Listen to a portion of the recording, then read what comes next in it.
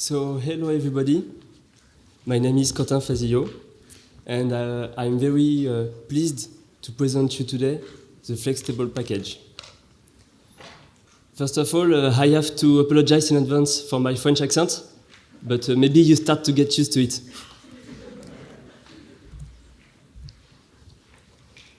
So when Ardata started to write the package Flextable, the motivation was to provide to our user an R grammar for tabular reporting with the ability to output to multiple documents with the same rendering, so that we are sure our table would look exactly the same over HTML, Word, PDF, or PowerPoint.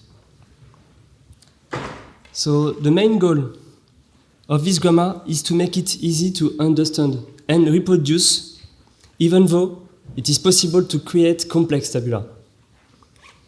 So here on the left is an example of what the code looks like and its output to the right side.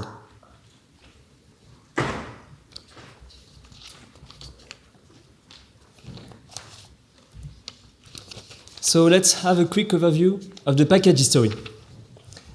At the beginning of 2017, Flextable objects were only exportable to HTML documents through R Markdown and to Word and PowerPoint through Officer package. In March 2017, the package got on the CRAN, and a few months later, we received a pull request from Maxim Nazarov to start the compliance with the R Markdown output like Word, PowerPoint, and PDF. More recently, the package improved with the new compose function. We are going to see this function later. A Flextable object is composed of three parts: header, body, and footer. By default, the header part is the data frame call names. The body is the data frame data, and there are no footer.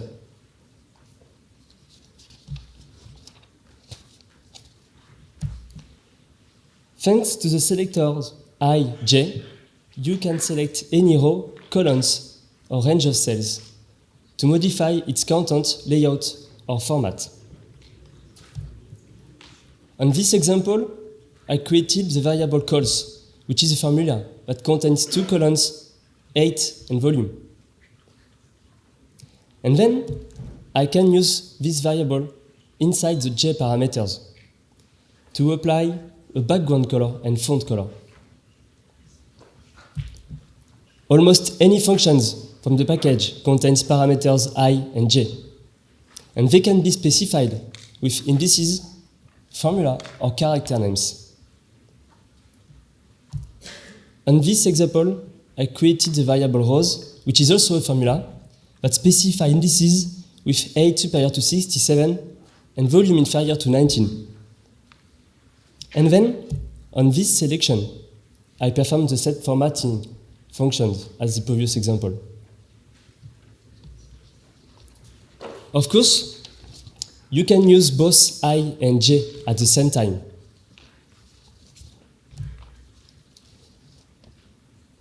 And maybe you already have noticed that you can combine your statement with the pipe operator.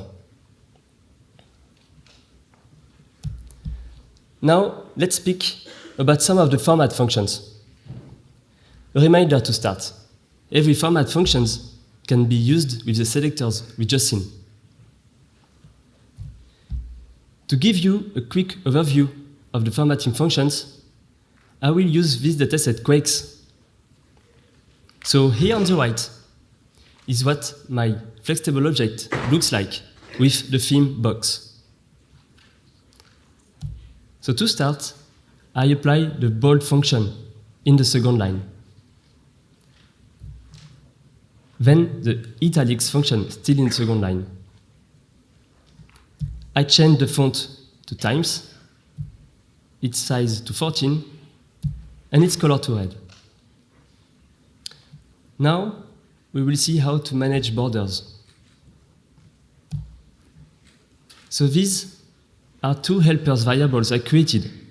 The inside variable defines a gray color, and the outside variable defines an orange color a little wider. The function fpBorders comes from the package officer, and it just gathers some formatting properties.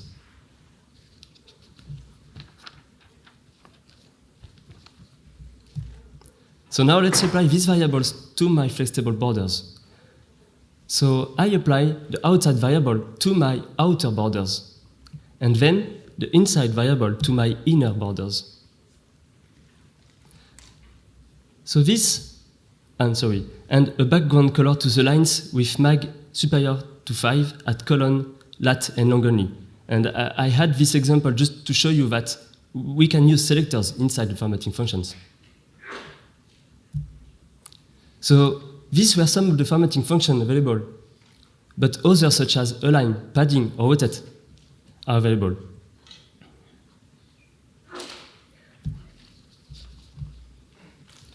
One of the nice features of Flextable is to merge cells.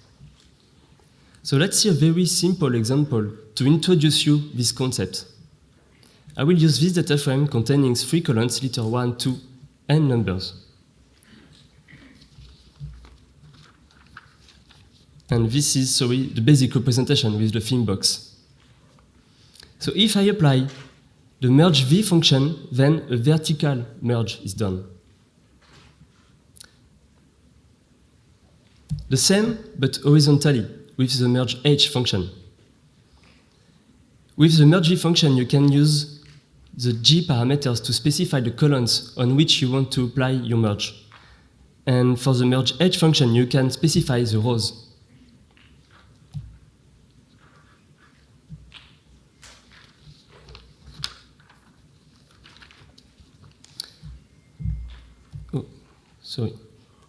So let's see a more complex example. I will use this data frame study that contains 12 individuals. For each, I know its ID, age, gender, and 4 variables from D1 to D4 that could be a status on a disease, for example. So this is the basic representation of my data frame. Then I apply a function I created, theme merge, that contains some formatting function just to make my table prettier. And here the merge v function at columns, age, and gender only. Now I apply a merge h function that merges cells of the days column. So it's nicer to have an insight of the disease evolution, for example.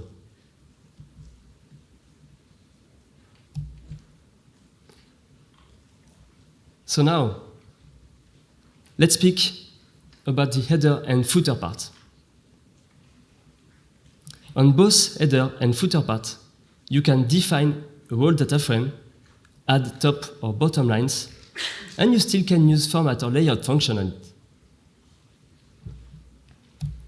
On the next example, I want to define the pink data frame on the left as the header part of my Flextable object. So how can we create such a table?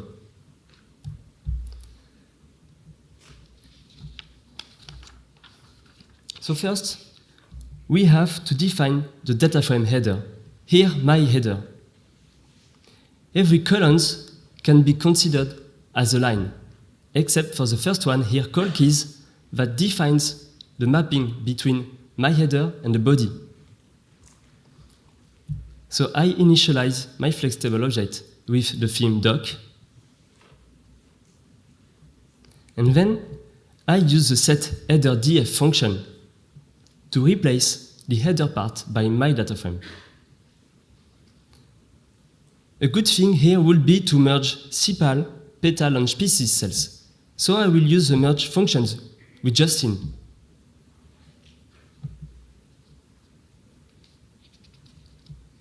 And for this example, we will perform the same operation, but in the footer part. So I use the set header df function. The only difference is that I change the columns orders just to show the data frame the other way around. And I still use the merge functions for clearance.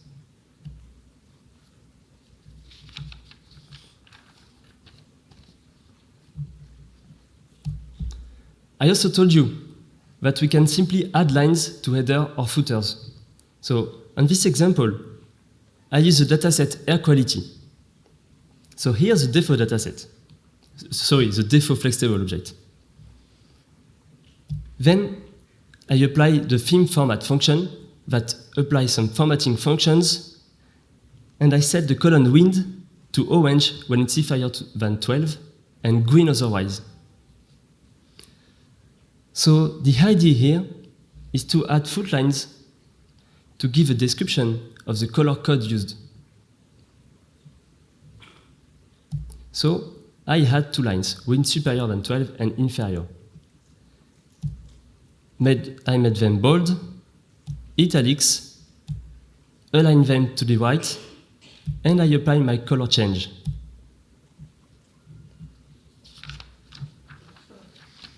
I will also add a top line to make a quick description of my dataset.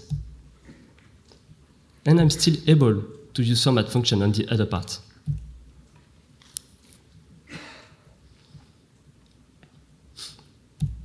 The compose function now. The compose function was added on the beginning of this year. It helps you to make high customization of cells or range of cells. As usual, you can use selectors inside the compose function through parameters I and j. So the idea here is to use the hasParagraph function inside the value parameters. And inside the hasParagraph function, I can set multiple items such as chunk or as images.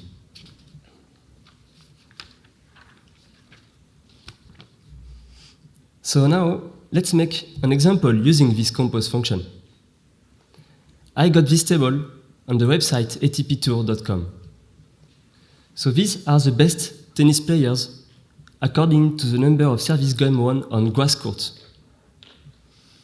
So we have the first column, here player, which is kind of a concatenation between the rank, the head pictures, the flag, and an hyperlink.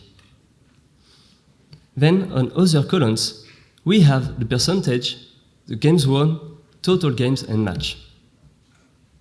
So to reproduce this, I just manually got all the informations. So here's the data frame where we start from. So you can see there is a path to the header, to the head pictures, to the flag, and the path to the profile player.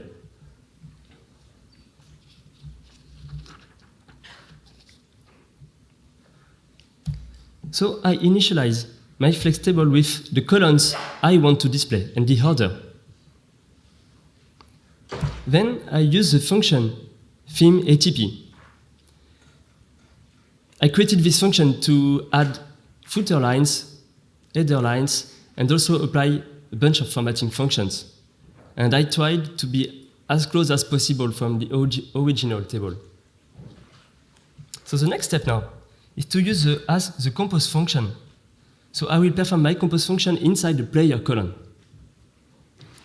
And as I told you, we will add item through the hasParagraph function. So the first one is an chunk where I get the rank and paste it with some space. The second is the head pictures, then the flag, and to finish, the hyperlink.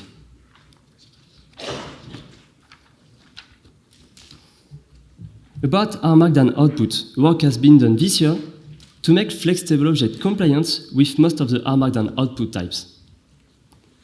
When you create an HTML file, you can render your flexible just by printing it, like here on the left, and then you get your flexible object with all of your format work. It's also compatible with the Word documents.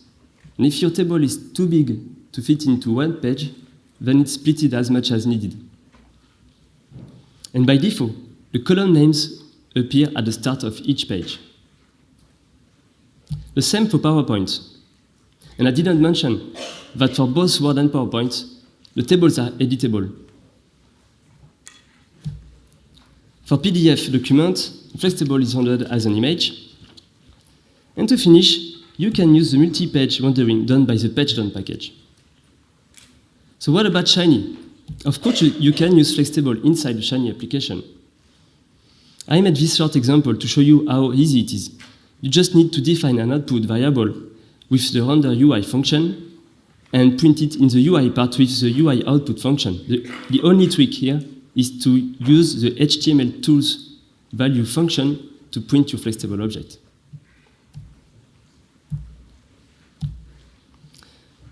So maybe you didn't get anything about what I said, or maybe you fell asleep. Then I have good news for you. You will be able to use Flexstable anyway, thanks to a project we are working on, Flexstable UI. It's a Shiny application that helps you to generate the Flexstable code with an interface. For the moment, it's not released yet, but be patient, it's coming. I took some screenshots of the application to show you. As you can see on the left part is your Flexstable object. And on the right part, the code generated. So you can change the column order, create separators, apply merge functions. Here I have done it on the party column. You get your code on the right panel. You can change the theme. You can change some layout properties. So here I had extra width. And to finish, you can add top or bottom lines. So here I made a footer line. So thank you very much for your attention.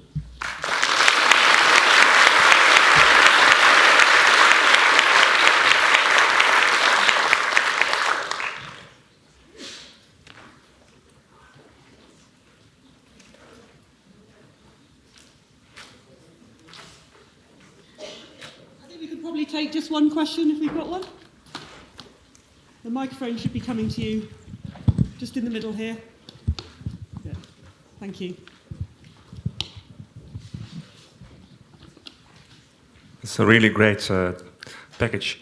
And are you thinking about LaTeX support?